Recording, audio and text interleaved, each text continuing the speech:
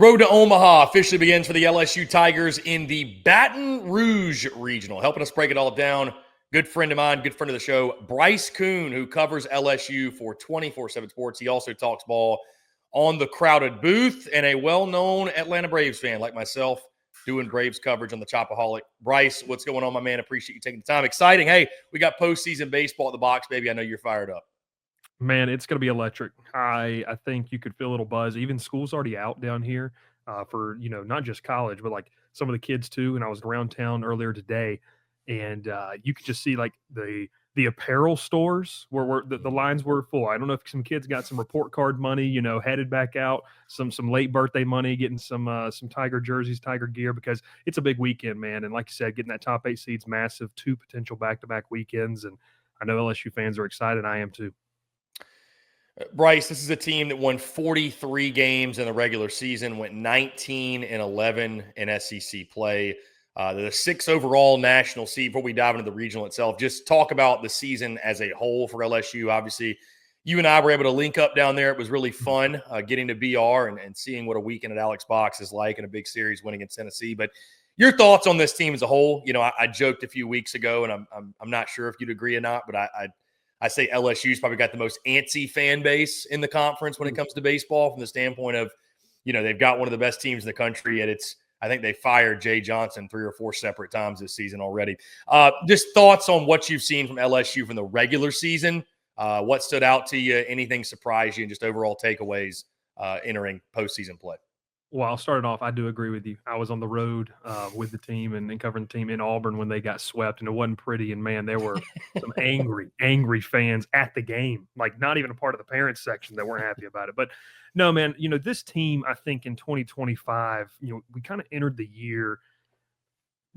A lot of people want to talk about 2023, and I still sit on the fact of, this team didn't have that star power, right? But we all thought that lineup 1 through 9 was going to be very, very tough to navigate. And, I think kind of one of the themes offensively to kind of kick it off is really this group has had just some trouble stringing together back-to-back games. Like they'll have a game where they're going to put up 7, 8, 9 runs, and then they just go dark. And I think a lot of it, and Jay Johnson has alluded to this a lot in press conferences, a lot of it has to do with some of the quality of the pitching they faced. And that's true. That Tennessee series you were there at, I mean, obviously you got to tip your cap at some point to the guy trying to get you out. But I think that this offense, when they've gone cold, man, it's been brutal to watch. And so that's kind of I guess, when we entered the season, we thought it could be a tough 1 through 9, and at its full strength, Chris, you've seen it in person. It can be. It is hard to navigate through this lineup and find yourself really one easy out at times. That was kind of a big piece, and it was kind of who would protect Jared Jones, right? I mean, that was something that, last year, obviously, you had a guy like Tommy White. The year before, Jared Jones' freshman year, where he wasn't the focal point, but he provided, some of that help for guys like Dylan Cruz. Like, man, go down the list, Trey Morgan, and Tommy White there too. So, you had different bats emerge at different points throughout the season. Daniel Dickinson was kind of a steady player for them throughout, the non-conference portion and the SEC play. A guy like Jake Brown caught fire towards the end of the season. So offensively, I think there were some pleasant surprises. Like, one thing we don't talk a lot about is how good Chris Stanfield was in his role. Like, didn't need to be otherworldly, and he wasn't otherworldly. He was just really solid at times in his role, but still a lot left to be desired offensively. And I think, even going on our message board today over at Go 24/7, a lot of fans say, man, what if some things click? Like, what if Stephen Milam just wakes up? Like, what can this offense be? So that's kind of the one thing I think taking away this season. Then pitching, man, I'll be real with you. I kind of questioned, and even talking with some scouts that were at games, Anthony Ianson, he's not overpowering in terms of a high, velo fastball. What would he have to do? They're like, he's going to have to mix speeds. He's going to have to locate.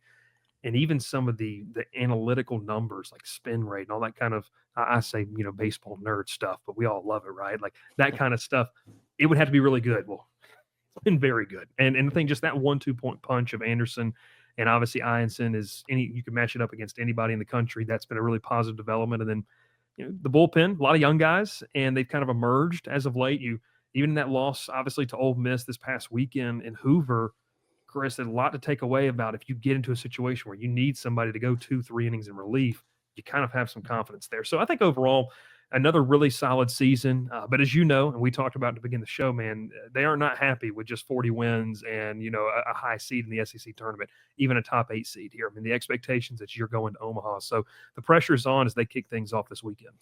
Yeah, the 6 overall national seed. And Bryce, as we take a look at the regional, Dallas Baptist as the 2 seed, Rhode Island as the 3 seed, and Little Rock, who LSU will face in their first game of the regional, the 4 seed. I simply ask you this, Bryce, your reaction to the regional field when you saw it unfold on Monday, and whose pocket is Jay Johnson in the committee to get such a draw like this?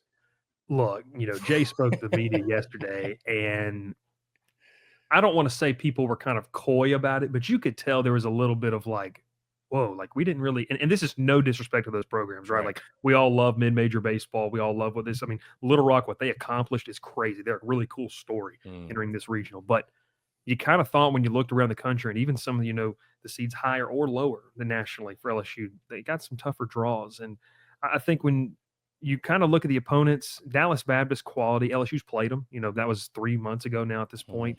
They played them out in Dallas and Arlington. So that was something that was really cool. But, Rhode Island's kind of a sneaky team, I guess. And then Little Rock, is a beneficiary of getting hot at the right time and winning their conference tournament. So, I mean, my reaction was kind of stunned. I was expecting, and I don't know, what you guys over there looked at if y'all did like a full projection, but I was expecting, I had even talked to some people, with other team here in the background, like could Georgia Tech sneak over to Baton Rouge? One of those ACC teams, could they make their way down to the Baton Rouge Regional? So I don't know, man.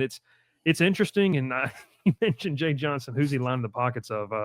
If they advance, they just kind of go clean sweep, man. They're going to be sitting pretty, and LSU fans will need to kind of thank the baseball gods if they do that. Oh, Bryce, let's pay some respects to the opponents. Again, like I mentioned, I've said enough about the draw. And again, like you said, it's no disrespect to them. It's just comparatively what they could have gotten. There's no Arizona. There's no Miami. There's no Georgia Tech. There's no list whatever other team. But like you said, Dallas Baptist is a really good team, went 40-16 overall, 21-6 in the Conference USA. You then have Rhode Island. And I've even talked to some people at Little Rock. Apparently their number one's a guy that can touch 99 miles an hour. So from the little bit of scouting and just kind of what you guys have seen. Again, you already saw Dallas Baptist earlier in the season, but it'll be a little bit different because it's on a weekend. Any potential challenges you see for this LSU team, that any of these teams potentially a threat that they can pose in this regional? Anything you guys have seen in your research? Yeah, I think one thing, and LSU fans will obviously remember this, Micah Bucknam, the former Tiger out there at Dallas Baptist, is a guy who can hit, low to mid-90s, good fastball. And you mentioned, I think that's a team in Dallas Baptist that, they ran through the Conference USA, but they're a team, when they're playing well, and obviously they hope they're feeling play well with the way they went through their conference tournament, they don't make a ton of mistakes. And that's kind of been, in my mind, Chris, the Achilles heel of LSU. When you allow teams to get extra outs, when you allow, 4 or 5 outs in an inning, that's when you breathe, life into a team. And LSU's done that with certain opponents this year. Now, obviously, an LSU fan wants to think, hey, when the stakes get higher, our guys are going to lock in more. That's what you would hope to think and want to think. But Dallas Baptist is good at taking advantage of mistakes like that. Even going back to that game they played them, and teams are so vastly different, now. But they play good fundamental baseball, and they do a lot of the little things right, and that's a reason they're in this regional. So, from Dallas Baptist perspective, I think it could be a fun matchup. LSU should be favored in that for a reason. But it's one of those things, if you kind of don't take care of business in all 3 aspects of the game, then, you could leave the door open for a solid team to take advantage.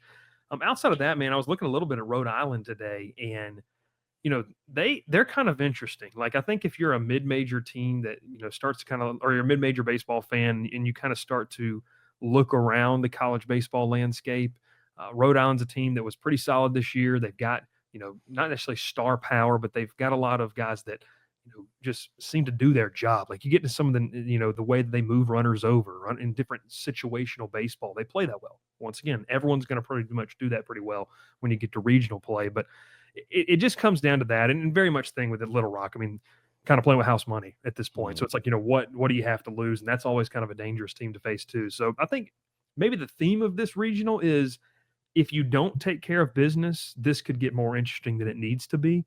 If you do the little things, one, you prove to a lot of the fans, maybe nationally, that even though the quality isn't as elite as some other regionals, That's what championship level teams do. Mhm. And I think that maybe is what LSU is trying to prove this weekend is they can take care of business, eliminate the frills, eliminate the drama, and man, just move forward because there's some hiccups. You got some teams that play good baseball. You know as well as I do, man, anything can happen in this game. So many variables. But I think closing the door and eliminating the small mistakes is kind of a key for LSU. Certainly anything can happen. Bryce, LSU, no doubt the favorite. Our friends over at FanDuel have just dropped odds to win each regional.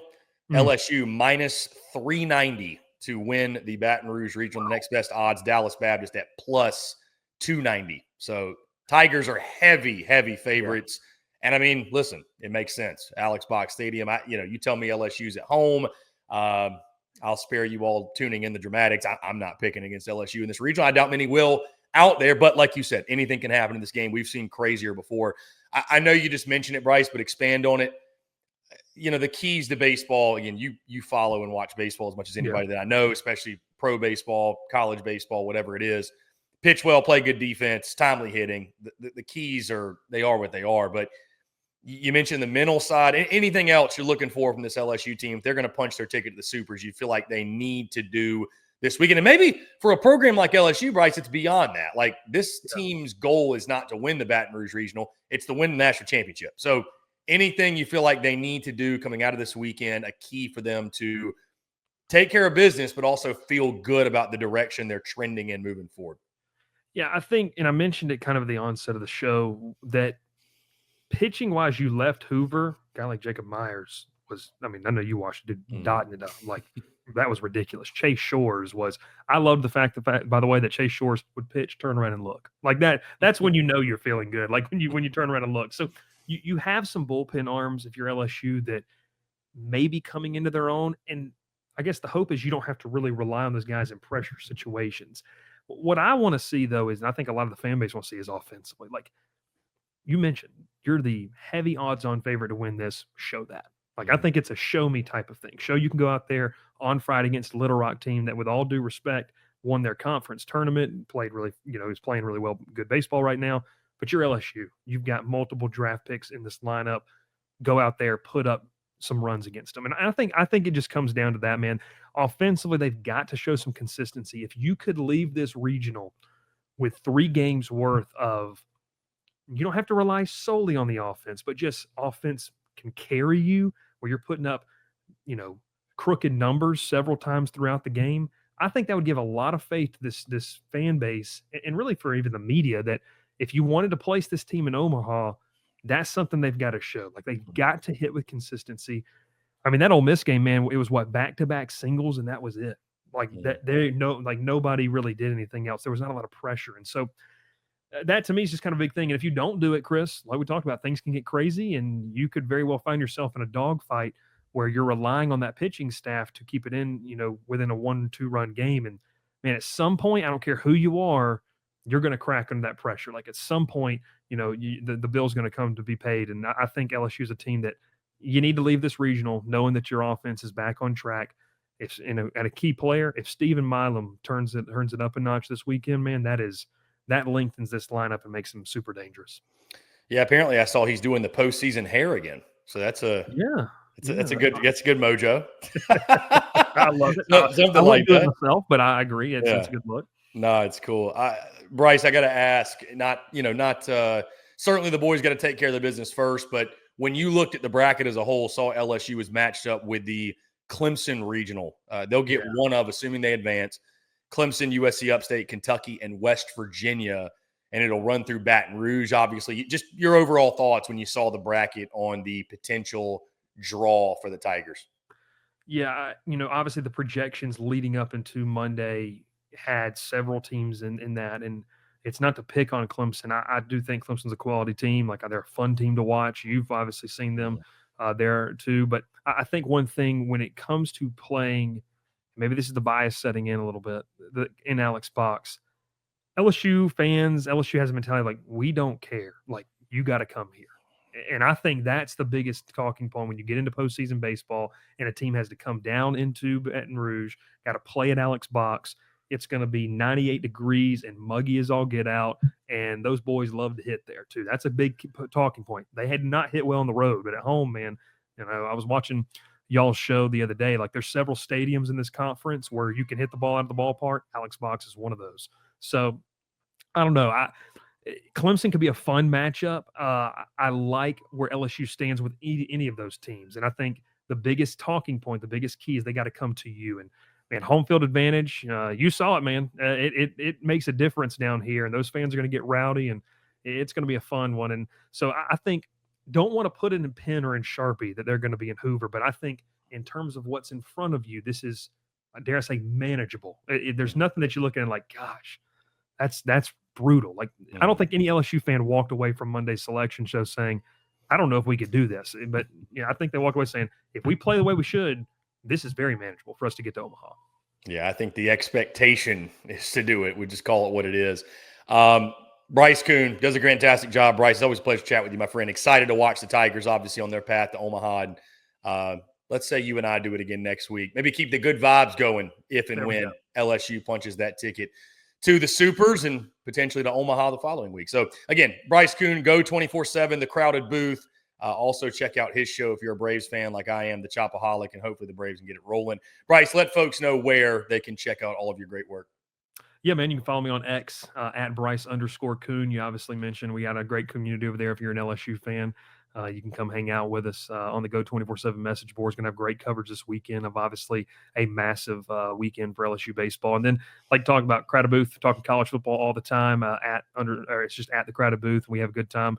2-hour show last night, man, going deep into the depths of SEC football and the over/under totals.